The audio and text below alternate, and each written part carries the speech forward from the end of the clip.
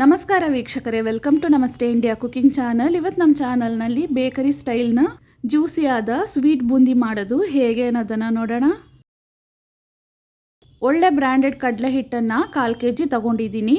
ಇದರಲ್ಲಿ ಸ್ವಲ್ಪನೇ ನೀರನ್ನು ಹಾಕ್ತಾ ಗಂಟಿಲ್ದೇನೆ ಚೆನ್ನಾಗಿ ಮಿಕ್ಸ್ ಮಾಡ್ಕೊಬೇಕು.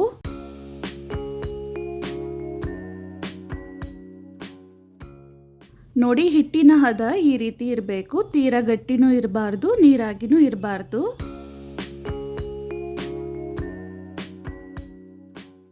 ಕಲಸಿರುವ ಹಿಟ್ಟಿನಿಂದ 2 ಸೌಟು ಹಿಟ್ಟನ್ನು ಸಪ್ರೇಟಾಗಿ ತಗೊಳ್ತಾ ಇದ್ದೀನಿ. ಜಾಸ್ತಿ ಇರುವ ಹಿಟ್ಟಿನಲ್ಲಿ ಲೆಮನ್ ಎಲ್ಲೋ ಫುಡ್ ಕಲರ್ ಹಾಕ್ತಾ ಇದ್ದೀನಿ. ಇದು ಆಪ್ಷನಲ್, ನಿಮಗೆ ಫುಡ್ ಕಲರ್ ಬೇಡ ಅಂದರೆ ಹಾಗೇನೂ ಮಾಡಬಹುದು. ಕಡಿಮೆ ಇರುವ ಹಿಟ್ಟಿನಲ್ಲಿ ಆರೆಂಜ್ ರೆಡ್ ಫುಡ್ ಕಲರನ್ನು ಮಿಕ್ಸ್ ಮಾಡ್ತಾ ಇದ್ದೀನಿ. ಇವಾಗ ಸಕ್ಕರೆ ಪಾಕವನ್ನು ಮಾಡ್ಕೊಬೇಕು. ಒಂದು ಪಾತ್ರೆಯಲ್ಲಿ 1/2 kg ಸಕ್ಕರೆ ಹಾಕ್ತಾ ಇದ್ದೀನಿ. ಸಕ್ಕರೆಯನ್ನು ಎಷ್ಟು ಅಳತೆ ಮಾಡಿಟ್ಕೊಂಡಿದ್ನೋ ಅದೇ ಅಳತೆಗೆ ನೀರನ್ನು ಹಾಕ್ತಾ ಇದ್ದೀನಿ. ಸಕ್ಕರೆ ಇವಾಗ ಕುದಿಯೋಕ್ಕೆ ಸ್ಟಾರ್ಟ್ ಆಗಿದೆ. ಇಲ್ಲಿಂದ 6 ರಿಂದ 7 ನಿಮಿಷದವರೆಗೂ ಇದನ್ನು ಚೆನ್ನಾಗಿ ಕುದಿಸ್ಬೇಕು. ಗುಲಾಬ್ ಜಾಮೂನಿನ ಸಕ್ಕರೆ ಪಾಕಕ್ಕಿಂತ ಗಟ್ಟಿಯಾಗಿರಬೇಕು. ಇವಾಗ ಆಗಿದೆ, ಸ್ಟವನ್ನು ಆಫ್ ಮಾಡೋಣ. ಕಡಾಯಿನಲ್ಲಿ ಸನ್ಫ್ಲವರ್ ಎಣ್ಣೆಯನ್ನು ಚೆನ್ನಾಗಿ ಕಾಯಿಸ್ಕೊಂಡಿದ್ದೀನಿ. ಸ್ವಲ್ಪ ಹಿಟ್ಟನ್ನು ಎಣ್ಣೆಯಲ್ಲಿ ಹಾಕಿ ನೋಡಬೇಕು. ಹಾಕಿದ ತಕ್ಷಣವೇ ಮೇಲೆ ಬರಬೇಕು. ಈ ರೀತಿ ಕಾಯಿಸ್ಕೊಳ್ಳಿ. ಇದಾದಮೇಲೆ ಈ ರೀತಿ ಸೌಟಿನ ಮೂಲಕ ಹಿಟ್ಟನ್ನು ಹಾಕೊಬೇಕು. ಇವಾಗ ನೋಡಿ, ಎಣ್ಣೆಯಲ್ಲಿರುವ ನೊರೆ ಅಂಶ ಎಲ್ಲ ಹೊರಟೋಗಿದೆ. ಬೂಂದಿನೂ ಚೆನ್ನಾಗಿ ಕ್ರಿಸ್ಪಿಯಾಗಿ ಬೆಂದಿದೆ. ಎಣ್ಣೆಯಿಂದ ತೆಗಿಬೇಕು.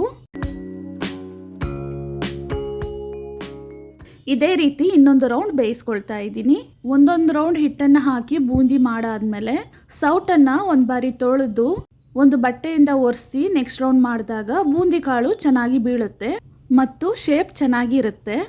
ಈಗ ತಯಾರಿಸಿರುವ ಬೂಂದಿಯನ್ನು ಸಕ್ಕರೆ ಪಾಕದಲ್ಲಿ ಹಾಕ್ತಾ ಇದ್ದೀನಿ. ಸಕ್ಕರೆ ಪಾಕ ಬಿಸಿಯಾಗಿರೋದ್ರಿಂದ 1 ನಿಮಿಷದೊಳಗೇನೆ ಇದನ್ನು ಪಾಕದಿಂದ ತೆಗಿತಾ ಇದ್ದೀನಿ. ಇದರಲ್ಲಿ ಸ್ವಲ್ಪ ಲವಂಗ ಹಾಕ್ತಾ ಇದ್ದೀನಿ. ಇದಾದ್ಮೇಲೆ ಆರೆಂಜ್ ಕಲರ್ ಬೂಂದಿಯನ್ನು ಮಾಡ್ಕೊಳ್ತಾ ಇದ್ದೀನಿ.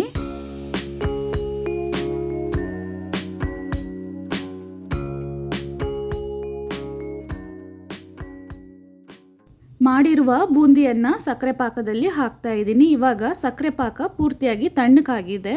ಆದ್ರಿಂದ ನೆಕ್ಸ್ಟ್ ರೌಂಡ್ ಬೂಂದಿ ಬೇಯೋವರೆಗೂ ಇದನ್ನು ಸಕ್ಕರೆ ಪಾಕದಲ್ಲೇ ಬಿಟ್ಟಿರ್ತೀನಿ. ಇವಾಗ ನೋಡಿ, ಇದರ ನೆಕ್ಸ್ಟ್ ರೌಂಡ್ ಬೂಂದಿ ರೆಡಿ ಆಗಿದೆ. ಆದ್ರಿಂದ ಇದನ್ನು ಪಾಕದಿಂದ ತೆಗಿತಾ ಇದ್ದೀನಿ. ಇದೇ ರೀತಿನೇ ಉಳಿದ ಎಲ್ಲ ರೌಂಡ್ಗಳನ್ನು ಮಾಡ್ಕೊಬೇಕು. ಇವಾಗ ಮಾಡಿರುವ ಬೂಂದಿಯನ್ನು ಸಕ್ಕರೆ ಪಾಕದಲ್ಲಿ ಹಾಕ್ತಾ ಇದ್ದೀನಿ. ಉಳಿದಿರುವ ಲವಂಗವನ್ನು ಬೂಂದಿ ಬಿಸಿಯಾಗಿರ್ಬೇಕಾದ್ರೇ ಹಾಕ್ತಾ ಇದ್ದೀನಿ. ಇವಾಗ ನೋಡಿ, ಪೂರ್ತಿ ಹಿಟ್ಟಿನಿಂದ ಬೂಂದಿಯನ್ನು ಮಾಡಾಗಿದೆ.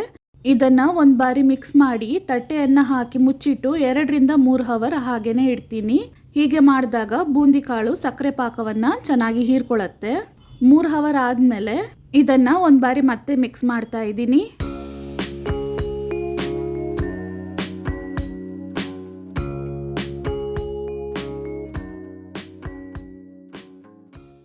ಆರು ಏಲಕ್ಕಿಯ ಸಿಪ್ಪೆಯನ್ನು ತೆಗೆದು 1 ಸ್ಪೂನ್ ಸಕ್ಕರೆ ಜೊತೆಗೆ ಪುಡಿ ಮಾಡಿಟ್ಟಿದ್ದೀನಿ. ಅದನ್ನು ಹಾಕ್ತಾ ಇದ್ದೀನಿ.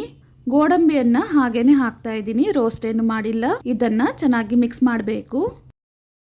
ತುಂಬಾನೇ ರುಚಿಯಾದ ಜ್ಯೂಸಿಯಾದ ಬೇಕರಿ ಸ್ಟೈಲ್ನ ಸಿಹಿ ಬೂಂದಿ ಇವಾಗ ರೆಡಿಯಾಗಿದೆ. ವೀಕ್ಷಕರೇ, ಈ ವಿಡಿಯೋ ನಿಮಗೆ ಇಷ್ಟ ಆಗಿದ್ದರೆ ನಮ್ಮ ಚಾನಲನ್ನು ಲೈಕ್ ಮತ್ತು ಸಬ್ಸ್ಕ್ರೈಬ್ ಮಾಡಿ. ಧನ್ಯವಾದಗಳು.